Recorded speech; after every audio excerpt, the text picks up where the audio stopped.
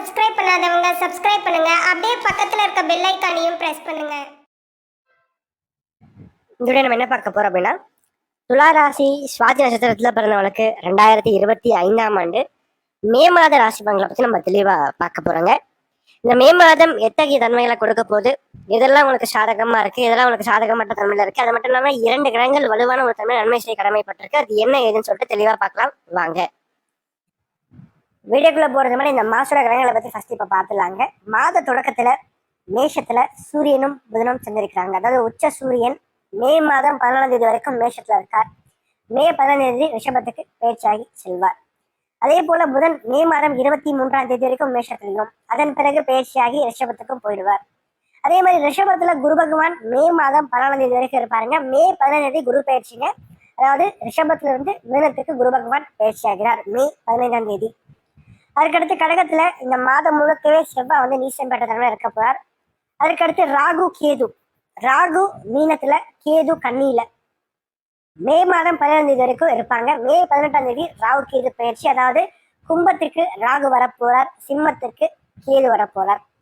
அதே மாதிரி மீனத்துல சுக்கிரன் இந்த மாதம் முழுக்கவே உச்சம் பெற்ற தன்மை இருக்க போறார். கூட சனியும் பார்த்துக்கிட்டா இந்த மாதம் முழுக்கவே மீனத்துல சுக்கிரனோட சேர்ந்து இருக்க போறார். ஸோ இதுதான் வந்து இந்த மாசத்தோட கிரக நிலைங்க. துலாம் ராசி அதிபதி யாருன்னு பாத்தீங்கன்னா சுக்கிரன். துலாம் ராசி காலபுருஷனுக்கு 7வது ராசியா வருதுங்க. நட்சத்திரங்களை பொறுத்த வரைக்கும் துலா ராசியில சுவாதி நட்சத்திரம் 2வது நட்சத்திரமா வரும். சரிங்களா? அதோட அதிபதி யாருன்னு பார்க்கும்போது ராகு தான்.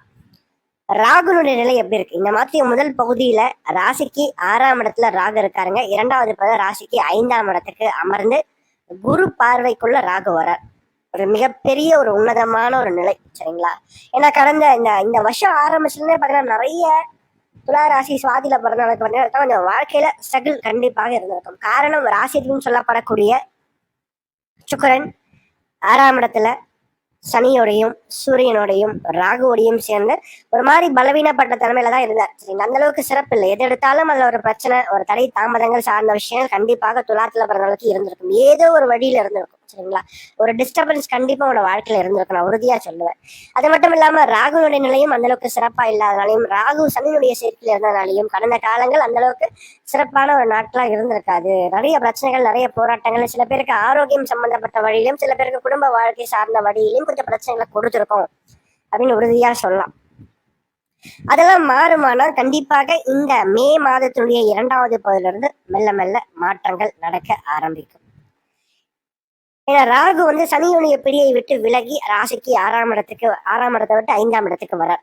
சரிங்களா? அது மட்டும் இல்லாம குரு இதனால் வரைக்கும் 8ஆம் இடத்துல மறைவு பெற்ற தன்மையில முயற்சிகள்ல நிறைய தோல்விகள், நிறைய தடைகள், நிறைய தாமதங்களை கொடுத்து வந்த குரு பகவான் ராசிக்கு பாக்கியஸ்தானமான 1ஆம் இடத்துக்கு அமர்ந்து 3ஆம் இடத்தை பார்க்கிறார். தன் வீட்டை தானே பார்க்கிறார்.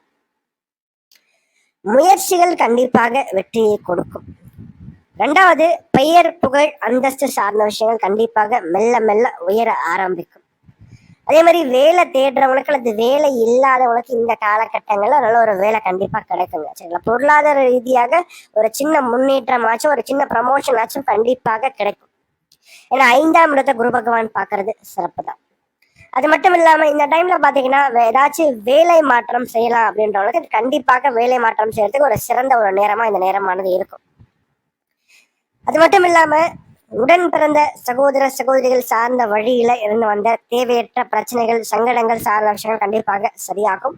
ஓரளவுக்கு சகோதரம், ரத்த பந்தம் சார்ந்த உறவுகள் ஓரளவுக்கு உறுதுணையா இருக்கும். அதே மாதிரி பிள்ளைகளால் ஒரு சில மனக்கசப்புகள் சார்ந்த விஷயங்கள் கண்டிப்பாக உண்டு உங்களை பொறுத்த வரைக்கும். சரிங்களா? ராகு வலிமையா இருந்தாலும் அவர் இருக்கின்ற வீட்டை கெடுத்துதான் நன்மையை செய்வார் அந்த ராகு. சரிங்களா? அப்போ 5ஆம் இடம் குழந்தைகள் சார்ந்த கூட கொஞ்சம் கொடுக்கும். அப்ப பிள்ளைகளால் சில மனக்கசப்புகளை கொடுத்து அதன் பிறகு பொருளாதார ரீதியாகவும் ப்ரொஃபஷனல் லைஃப்லயும் கொஞ்சம் ஓரளவுக்கு முன்னேற்றத்தை இந்த ராகு வந்து கொடுப்பார் உங்களை பொறுத்த வரைக்கும் அப்படின்னே சொல்லலாம். அது மட்டும் இல்லாம ராசிக்கு 10ஆம் இடத்துல செவ்வாய் நீசமா இருந்தாலும் வீடு கொடுத்த சூரியன் உச்சமா இருக்கார். அது ஓரளவுக்கு சிறப்பு அப்படின்னே சொல்லலாம். சரிங்களா? என்ன ஒண்ணு, இந்த டைம்ல ராசியை வந்து செவ்வாயும் பார்ப்பார், சூரியனும் பார்ப்பார். அப்போ வந்து பாத்தீங்கன்னா கொஞ்சம் எந்த ஒரு ஃபிளெக்சிபிலிட்டி அப்படின்ற விஷயத்த கொஞ்சம் நீங்க வளர்த்துக்கணும் இந்த காலகட்டத்தில் குடும்ப வாழ்க்கையில. சரிங்களா?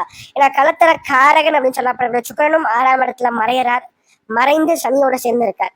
ஸோ அப்போ வந்து ஃபேமிலி லைஃப்ல மட்டும் கொஞ்சம் நீங்க அதிகமான அக்கறைகள் துளாராசிக்காரங்க எடுத்துக்கணும். ஏன்னா ஃபேமிலி லைஃப்ல கொஞ்சம் கருத்து வேறுபாடுகள், சண்டைகள் சார்ந்த விஷயம் கண்டிப்பாக ஒரு சிலருக்கு வரும். அதெல்லாம் கொஞ்சம் அண்டர்ஸ்டாண்டிங்கோட நீங்க வந்து குடும்ப வாழ்க்கையில விட்டு கொடுத்து போயிட்டீங்கன்னா நிச்சயமா உங்களோட வாழ்க்கையானது சிறப்பாகவே இருக்கும். அது மட்டும் இல்லாம குருவினுடைய பார்வை இந்த மாதிரி 2வது பிறந்து ராசியின் மேல வர்றதுனால கடவுளுடைய அனுகிரகம் பரிபூரணமாக உங்களுக்கு கிடைக்கும். உங்களுடைய நியாயமான கோரிக்கைகள், நியாயமான வேண்டுதல்கள் கண்டிப்பாக பலிக்கும். 2வது தந்தை சார்ந்த வழியில இருந்து வந்த தேவையற்ற பிரச்சனைகள், பண விரயங்கள் சார்ந்த விஷயங்கள் குறையும். ஓரளவுக்கு முன்னேற்றங்கள் கண்டிப்பாக வாழ்க்கையில வரும் அப்படின்னே சொல்லலாம். அதே மட்டும் இல்லாம கடந்த காலங்களை பொறுத்த வரைக்கும் பார்த்தீங்கன்னா நிறைய செலவுகளை பார்த்துருப்பீங்க வாழ்க்கையில. பண விரயங்கள் சார்ந்த விஷயம் கண்டிப்பாக இருந்திருக்கும். குறிப்பாக மருத்துவ செலவுகள் யாருக்கெல்லாம் இருந்துச்சு அந்த மருத்துவம் சார்ந்த செலவுகள் இந்த மாதிரி 2வது பிறந்து மெல்ல மெல்ல குறைய ஆரம்பிக்கும். எந்த அளவுக்கு சனியை விட்டு சுக்கிரன் தள்ளி வராரோ அந்த அளவுக்கு ஓரளவுக்கு மெல்ல மெல்ல சேஞ்சஸ் நீங்க எதிர்பார்க்க முடியும் அப்படின்னே சொல்லலாம். சரிங்களா? அதே மாதிரி திருமணம் சார்ந்த முயற்சிகள்ல சில தடைகள் ஏற்பட்டாலும் கண்டிப்பாக இந்த ஜூன் ஜூலை மாதத்துக்கு பிறகு கைகூடும். சரிங்களா? அது மட்டும் இல்லாம மாணவியர்ல பொறுத்த வரைக்கும் படிப்பு சார்ந்த விஷயங்கள் எப்படி இருக்கு? சிறப்பா இருக்கு. 5ஆம் இடத்தை குரு பகவான் பார்க்கறதுனால புத்தி கூர்மை பலப்படும். நல்ல அறிவுத்திறன் தற்போது உங்ககிட்ட வெளிப்படும் அப்படின்னே சொல்லலாம். சரிங்களா? அது மட்டும் இல்லாம எண்ணம் செயல் 2மே சிறப்பா இருக்கும் உங்களை பொறுத்த வரைக்கும் அப்படின்னே சொல்லலாம். ஓரளவுக்கு நல்லாவே சம்பாதிப்பீங்க. ஓரளவுக்கு பணத்தை சேர்த்து வைக்கிறதுக்கான சில காரியங்களை கண்டிப்பா தற்போது ஈடுபடுவீங்க. ஒரு சேவிங்ஸ், அதாவது ஒரு பணத்தை வந்து ஒரு லாங் டர்மா வந்து பார்த்தீங்கன்னா சேர்த்து வைக்கணுன்ற ஒரு எண்ணம் தற்போது வரும். அதற்கான முயற்சிகளையும் தற்போது நீங்க இறங்கி வெற்றியும் பெறுவீங்க அப்படின்னு சொல்லலாம். சரிங்களா? கொஞ்சம் பொறுமை அப்படின்றது இந்த மாதம் உங்களுக்கு கண்டிப்பா தேவை. இந்த மாதம் குறிப்பா குரு ராகு 2 கிரகங்கள் ஓரளவுக்கு வலுவா இருக்கிறதுனால நிச்சயமாக அதிகமான நன்மைகள் ராகுவின் மூலமாகவும் குருவின் மூலமாகவும் கண்டிப்பாக கிடைக்கும் அப்படின்னு சொல்லலாம். மேலும் தகவலுக்கு எங்க சேனலை மறக்காம சப்ஸ்கிரைப் பண்ணுங்க. நன்றி.